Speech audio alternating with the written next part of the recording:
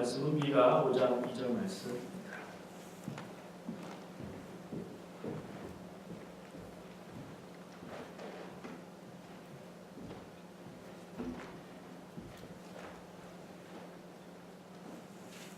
미가서는 예언서인데 사실 이 5장 2절 부분은 자주 봐요.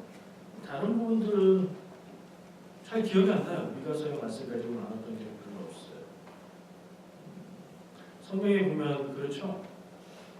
익숙한 말씀은 계속 나누고 그렇지 않은 데들은 계속 못 들어요. 그래서 우리가 전체적으로 읽을 필요가 있어요. 내년도에도 우리가 함께 말씀 읽고 나누는데 좀 중점을 두었으면 좋겠습니다. 미가 5장 2절 말씀 우리 같이 읽어보겠습니다. 시작. 베들레헴 에브라다야, 너는 유다 족속 중에 작을 자라고 이스라엘을 다스릴 자가 내게로 나올 것이다.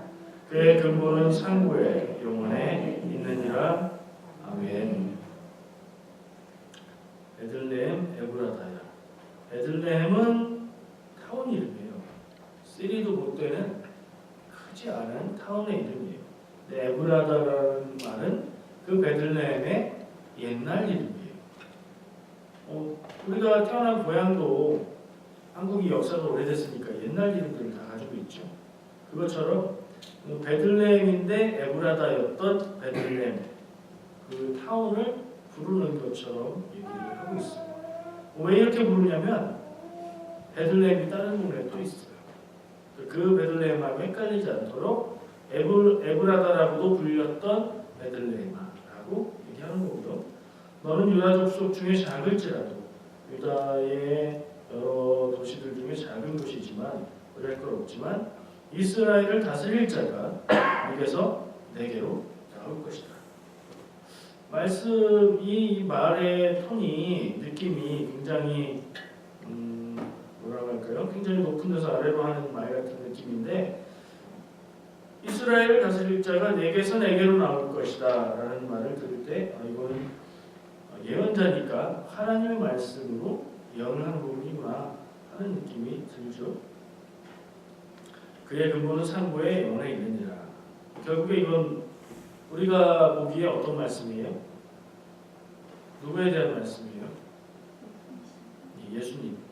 예수 그리스도가 나을 것이다, 올 것이다 라는 예언의 말씀입니다. 어디에? 베들레헴이 이 구세주가 나을 곳이라는 예언의 말씀이 되는 거죠. 마태복음 2장 6절에 보시면 이거하고 거의 똑같은 말씀이 나와요. 근데 거의 똑같을 수밖에 없는 것이 이 미가서 5장 2절 말씀을 인용하는 거기 때문에 한번 앞에 화면에 보세요. 준비해놨는데 이르되 유대의 베들레헴이오니 이는 선지자로 이렇게 기록된 바. 이게 이제 인용을 했다는 표시죠. 이게 선지자로 이렇게 써 있는데 6절의 말씀을 보면 또 유대 땅 베들레헴아 너는 유대 고을 중에서 가장 작지 아니하도다. 내게선 다스리는 자가 나와서 내 백성 이스라엘의 목자가 되리라 하였음이니이다. 내용은 거의 같은데 조금 말이 다르죠. 약간. 이런 경우에는 첫 번째 생각할 수 있는 게 성경 말씀을 구약 성경 그대로 인용을 했는데 마소라 텍스트 그러니까 히브리어로 쓰여진 구약 성경이 아닌 요 당시에 많은 사람들이 보던 그리스어로 번역한 성경 70인역 성경 본인가 보다. 그래서 내용이 좀 다른가 보다 생각할 수 있어요. 무슨 얘기인지 아시는 얘기예요 이게? 그러니까 성경 구약이 히브리어로 써져 있는 구약 성경이 있는데 이 유대인들이 세계 많은 나라에 퍼져 살았고 그 당시의 국제어가 그리스어였기 때문에 이 구약 성경을 그리스어로 번역한 성경이 또 있었어요. 그게 70인역이라는 성경이에요. 신약 성경에서 구약을 인용하는 많은 부분들이 이 히브리어본이 아닌 이 그리스어본을 인용을 해요. 그러다 보니까 언어가 다르니까 한글 성경, 영어 성경 같은 부분을 껴안고 봐도 그걸 다시 한글로 번역하면 좀 다를 수 있죠. 내용 같은데 그런 경우를 생각할 수 있는데 이게 그런 경우하고 또 달라요. 학자들의 연구에 의하면 아무리 비교해봐도 이거는 히브리어 본문하고도 다르고 내용은 같지만 그 단어나 형태가 이 그리스어 본문하고도 다르다는 거예요. 그렇다면 결국은 뭐예요? 이 마태복음을 쓴 마태가 이 부분을 쓸 때에 변형을 했다는 얘기죠. 조금 다르게 했든가 아니면 기억을 좀 우리가 성경 암송하는데 조금 다르게 암송할 수도 있잖아요. 그런 변형이 나타났다는 거예요. 그럼에도 불구하고 내용은 거의 똑같이 반복되는 거예요. 그러니까 미가서에는 그리스도가 날 것이라는 구세주가 날 것이라는 예언의 말씀으로 미가가 한 말씀이 기록되어 있는 거고 마태복음의 이 부분은 사실은 어떤 큰 그림의 한 부분이냐면 예수님이 나실 때 동방박사들이 찾아왔죠. 찾아와서 예루살렘을 갔어요. 왜냐하면 유대의 수도니까 예루살렘을 가서 유대인의 왕으로 나시니가 어디 있습니까? 하고 막 찾는 거예요. 그랬더니 온 성이 다 소란했다 이렇게 말씀을 기록하고 있죠. 왜냐하면 유대인의 왕이 태어났다는 얘기를 하니까 그게 놀라운 소식인 거예요. 그래서 당시에 그 유대 지역의 권력자였던 헤롯이 학자들, 그러니까 율법 학자들, 서기관들, 대제사장들을 불러서 유대인의 왕이 난다고 하는데 어디서 나냐 하고 묻는 거예요. 왜 물을까요? 새로 난 유대인의 왕을 제거하고 내가 더 계속해서 권력을 갖기 위해서 묻는 거죠. 그렇게 물었더니 서기관들이, 그러니까 율법 전문가들이 대답하기를 오늘 말씀처럼 유대 베들레헴입니다. 왜냐하면 선지자로 기록되어 있는데 이게 이제 미가서의 내용이죠. 이런 말씀을 볼 때 메시아가 날 곳은 베들레헴입니다. 라고 대답을 한 부분인 거예요. 베들레헴이라는 말의 뜻이 있어요. 좀 넘겨줘 보세요. 알고 계세요? 들어보셨어요? 베들레헴이 무슨 뜻인지? 그거 말고 베들레헴 말고 베들레헴이 진짜 무슨 뜻인지. 저희 화면에 있는 거는 위에 있는 건 히브리어죠. 아래에 있는 거는 그냥 발음이에요. 근데 글자 개수가 히브리어로 우리가 읽을 수는 없지만 베들레헴인데 아래에 있는 발음 기호상하고 위에 있는 히브리어 네모 동그라미 개수가 잘 안 맞죠. 반대라는 거예요. 반대.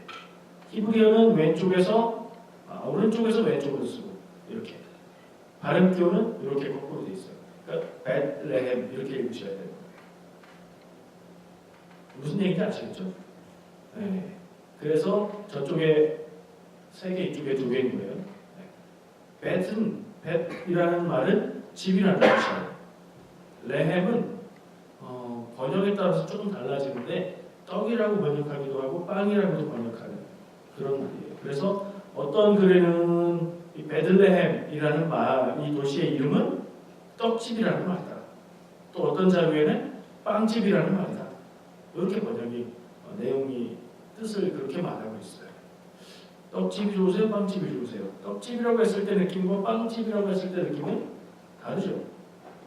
왜냐하면 우리는 떡을 주식으로 먹지도 않고 빵을 주식으로 먹지도 않아요. 근데 성경에서 얘기하고 있는 이 레헴은 주식으로 먹는 빵을 얘기해요. 한 장 더 넘겨주세요. 이게 레헴인데 뻥튀기 같죠? 네, 그런 형태예요. 밀가루로 구운 빵인데 얇게 펴서 구운. 근데 저런 형태의 빵은 밀가루를 먹는 지역에서 거의 다 있는 거예요. 그리스에 가도 거의 같은 게 있고 인도 쪽에도 여러 아프리카 쪽에도 있고요. 근데 한국은 쌀을 주식으로 하기 때문에 좀 다르죠. 전병 같은 거 밀로 하기도 하잖아요. 밀로는 저게 되니까. 저런 형태로 생긴 빵을 얘기하는 게 레헴인데 그래서 레헴이라는 단어를 꼭 빵으로만 번역하지 않고 주식으로 먹는 음식이라고도 번역을 해요. 그러면 밥집 이런 뜻으로도 될 수 있겠네요. 베들레헴. 그 의미가 어떤 의미가 있을까 막 생각을 해봤는데 잘 모르겠어요. 빵이든 밥이든 성경에서 이야기하는 레헴은 주식으로 먹는 늘 먹는 음식을 얘기하는 거고요. 늘 먹는 음식은 우리에게 힘을 주고 생명을 준다는 점에서 의미가 있어요. 그런 정도 의미가 연결될 수 있을 것 같아요. 이 베들레헴을 얘기하는 이유가 있어요. 사실. 그리고 마치 우리가 기억하기로는 이 예언된 말씀을 그대로 실현하기 위해서인 것처럼 예수님은 지난 주일에 봤었죠. 고향은 다른 곳인데 태어난 곳은 베들레헴이 되게 엄마와 아빠가 떠나서 그 지역을 향해 가죠. 그리고 베들레헴에서 출산을 하게 되죠. 이 예언을 마치 이제 그대로 이루는 것처럼 성경은 예언된 내용은 이루어져야 되기 때문에 그렇게 짧게 지워지고 기록되는 경우가 많이 있어요. 베들레헴에서 출생한 예수님, 왜 베들레헴이 구세주가 나실 땅으로 지적이 되고 있는가? 미가의 말씀을 다시 돌아보면 베들레헴은 구세주가 나실 땅이라는 의미를 제하고서는 보잘것없는 동네다라는 의미가 담겨 있어요. 유명하지도 않고 뛰어난 것이 있는데도 아닌 또 별것 아닌 어떤 한 동네인 거예요.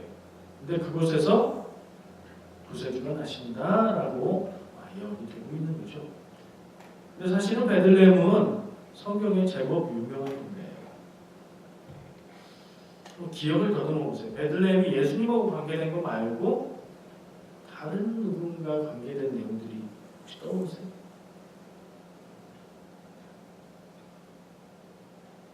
네. 왜요? 찍었어요? 근거가 뭐예요? 다윗 기름 부은 데가 거기에 어느 말씀이 나와 있어요? 자, 거기까지 가기 전에 너무나 쉽게 풀 수 있는 게 있어요. 얼마 전까지 지금 매일 말씀 묵상을 제가 에스더를 나누고 있죠. 그 전에 어떤 책을 봤죠? 에스더서 전에 함께 말씀을 나누는 책, 구약 성경 중에 여자 이름이 주인 책이 있어요. 네, 룻기 맞죠, 룻기. 룻이 나오미와 되돌아온 땅이 어디예요? 베들레헴으로 돌아왔어요. 왜요? 그들의 고향이었기 때문에. 그 동네에 누가 있었어요? 보아스가 있었죠. 네, 친척들이 있었고 친척들이 있었고. 보아스도 베들레헴 사람. 룻이 그 동네로 갔어요. 둘이 결혼했어요. 거기서 살았어요. 그리고 보아스는 다윗의 조상이 됐죠. 결국에 얘기하신 대로 다윗의 고향이 베들레헴이 된 거예요. 이게 왜 중요하죠? 다윗의 자손이라고, 이 구세주는 메시아는 다윗의 자손으로 오실 분이라고 유대인들이 고백하기 때문에 이게 굉장히 중요한 연결점이 되는 부분인 거예요. 다윗과의 연결을 위해서 베들레헴이라는 지명이 언급이 되고 있다는 걸 우리가 얘기를 하고 생각을 할 필요가 있어요. 다른 몇 가지 사건들도 얽혀있기는 한 지역입니다만 가장 중요한 것은 다윗의 난 곳이라는 것, 고향이라는 것, 그게 가장 중요합니다. 이 예언의 말씀에서 알 수 있는 게 딱 두 가지예요. 저는 두 가지가 보였어요. 첫 번째, 메시아는, 구세주는 작고 초라한 모습으로 올 것이다. 왜요? 그가 태어날 곳이 아무에게도 주목받지 않았던 베들레헴이라는 작은 곳이라는 표현은 그가 곧 뛰어날 것도 없고 드러날 것도 없고 아름다운 모습도 이사야에 예언되어 있는 것처럼 그런 모습으로, 작은 모습으로, 연약한 모습으로 올 것이다 하는 그 모습을 상징적으로 나타내 주는 것 같아요. 그래서 어떤 결과가 나냐? 사람들은 그를 잘 알아보지 못할 것이다. 예수님을 구세주라고, 메시아라고 사람들은 잘 알아보지 못할 것이다. 정말로 중요하고 진짜 중요한 것은 잘 눈에 띄지 않지만 이렇게 작은 곳에 있다. 그런 생각들을 하게 됐어요. 사람의 눈에는 크고 빛나고 높이 있고 유명하고 이런 게 잘 띄어요. 근데 정말 인생의 깊이를 알고 삶의 지혜를 가지고 있는 사람들의 눈에는 내 옆에 있는 작은 사람들의 일들이 소중하게 보여요. 어린아이들에게는 내 곁에 있는 작은 이야기들은 아무것도 아닌 것처럼 느껴져요. 작은 것 속에 하나님이 심어두시는 의미가 참 중요한 것들이 많다는 생각을 하는 거예요. 메시아는 작고 초라한 곳에 우리가 함께 나눈 말씀을 기억해 보면 초라한 모습으로 오셨죠. 두 번째, 제가 두 가지 의미를 생각해 볼 수 있다고 했잖아요. 두 번째 의미는 미가 예언자가 예언하고 있는 메시아에 대한 정의랄까, 메시아의 모습이랄까, 메시아 상은 뭐예요? 말씀 안에 나와 있어요. 베들레헴 에브라다야 너는 유다 족속 중에 작을지라도 누가 나온대요? 이스라엘을 다스릴 자가 네게서 내게로 나올 것이다. 메시아는 이 유대인들이 늘 기다려왔던 분이에요. 구원자. 하나님의 아들 아니어도 괜찮은 어쨌든 우리를 구원하실 분. 그게 메시아예요. 시대마다 있었고 어떤 영웅이라고 생각할 수 있는 그런 능력자를 그들은 기다렸는데 미가 예언자가 예언의 말씀으로 이야기하고 있는 이 메시아 구원자의 모습은 이스라엘을 다스릴 자. 성경 말씀에 메시아 예언이 많이 나와 있어요. 그 예언들에 예언하는 바가 사실은 이 메시아에 대해서 조금씩은 다른 특징들을 얘기해 주고 있어요. 우리가 함께 나눴던 주일날 함께 나눴던 말씀에서는 창세기 3장 15절에서는 이 구세주로 오실 분에 대해서 뭐라고 표현했죠? 여자의 후손이라고 그랬죠. 그리고 그 말씀에서 찾을 수 있는 건 사람의 몸으로 오신다는 그런 예언이라고 제가 나눴었죠. 이 사회에 나타나고 있는 메시아 예언들에서 볼 수 있는 메시아 그리스도 구원자의 모습은 어떤 모습이죠? 좀 어렵죠. 이거는 여러 가지 모습들이 있어요. 그걸 한마디로 요약하면 고난받는 종이라고 이야기해요. 근데 이런 고난받는 종 메시아의 상은 유대 사람들에게는 없었던 거예요. 그래서 유대인들은 기독교가 가지고 있는 고난받는 종, 자기가 죽어서 희생하는 그런 구세주의 의미는 유대인들에게는 없어요. 그 말씀을 볼 때 이건 구세주에 대한 말씀이다라고 보지 못해요. 그렇게 보는 건 기독교의 계시를 통해서 예수님에 대한 예언이라고 받아들이는 새로운 해석이에요. 사실 이사야에서는 고난받는 종이라는 그런 메시아의 상을 얘기하고 있죠. 세례 요한이 예수님을 만났을 때 한 말도 있어요. 뭐라고 했죠? 예수님을 보고 사람들 앞에서 보라 세상 죄를 지고 가는 하나님의 어린 양이다. 그 말씀에서는 세상의 죄를 대신해서 제물, 희생을 할 분이라는 의미가 들어있죠. 다시 미가 말씀으로 돌아와서 미가가 예언하고 있는 메시아의 모습은 뭐라고요? 이스라엘을 다스릴 자. 이스라엘과 우리는 혈통으로는 별로 관계가 없죠.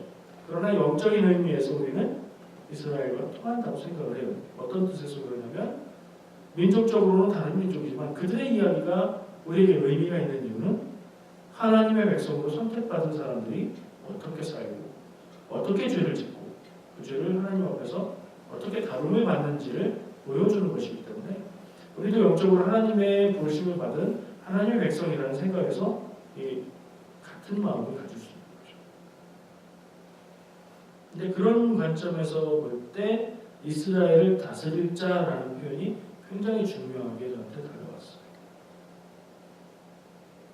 사실은 이스라엘 사람들이 기다리던 메시아는 자기들을 다스릴 자이긴 한데 다스리기 이전에 그의 강한 능력과 권세와 이스라엘을 회복시키는 이런 것들을 보여줘야 돼요. 그래야 메시아로 인정받을 수 있는 거예요.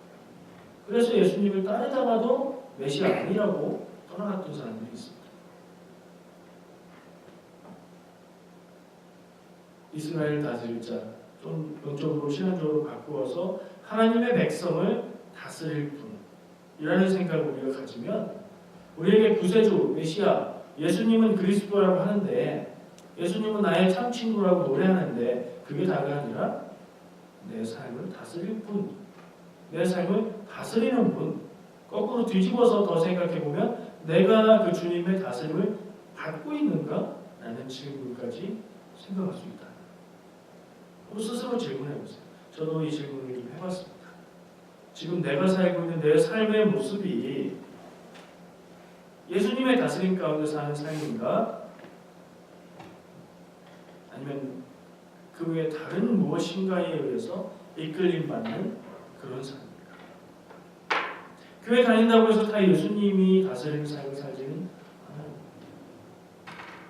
교회 다니는 목적이 다를 수도 있고 생각이 다를 수도 있고 아직 신앙이 성숙하지 못했을 수도 있고 그런 여러 가지 이유로 누군가의 삶은 무엇인가에 의해서 이끌림 받으면서 살아가고 있지만 그게 다 우리의 구세주 되시는 예수님의 우리를 이끌고 인도하시고 다스리는 삶 가운데 살지는 않는다는 거예요. 심지어 그렇게 살고 싶고 그렇게 살겠다고 고백하고 있는 사람들에게서조차도 어떤 특정한 순간에는 예수님의 다스림이 아니라 내가 원하는 생각대로 살아가고자 하는 순간들이 있을 수밖에 없다는 걸 우리 기억해요.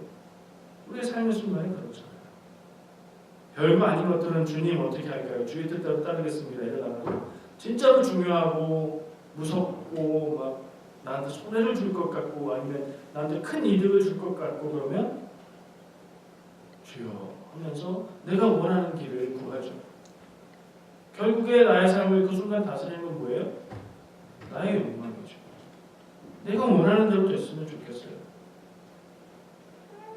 그게 나를 이끌어요. 주님이 다스리는 게 아니죠.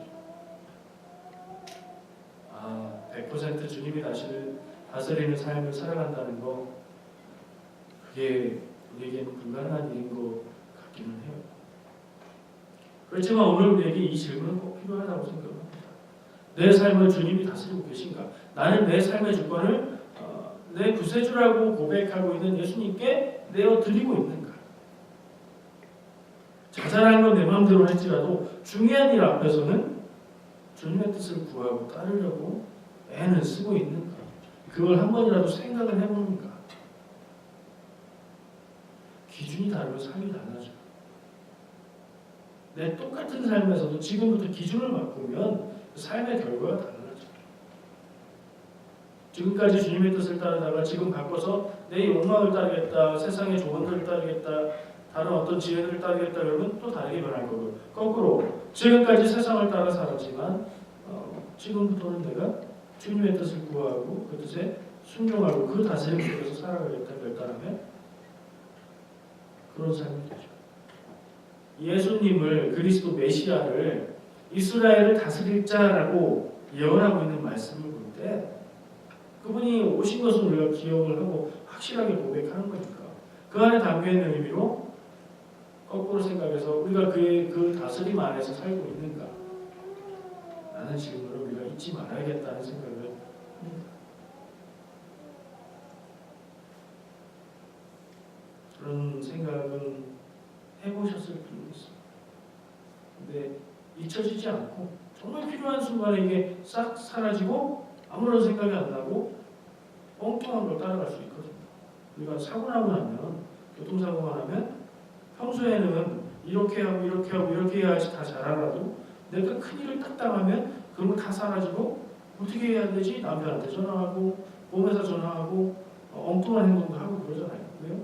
훈련되어 있지 않기 때문에 내 가장 깊은 곳에 중심이 되어 있는 게 올바로 세워지지 않기 때문에 우리의 삶 가운데 어떤 일을 만날지라도 우리가 예수님이 나의 그리스도, 예수님이 나의 메시아, 나의 구원자라면 그의 다스림을 받는 삶을 살아야 되겠다. 이 생각이 떠나지 않고 확실하게 기둥으로 세워져 있기를 축복합니다. 기도하겠습니다. 사랑과 은혜 주님 감사합니다. 이 시간 우리가 말씀을 통해서 우리가 주님이 다스리는 삶을 살아가야 되겠다는 생각을 해봅니다. 우리의 삶의 순간순간마다 무엇을 따르고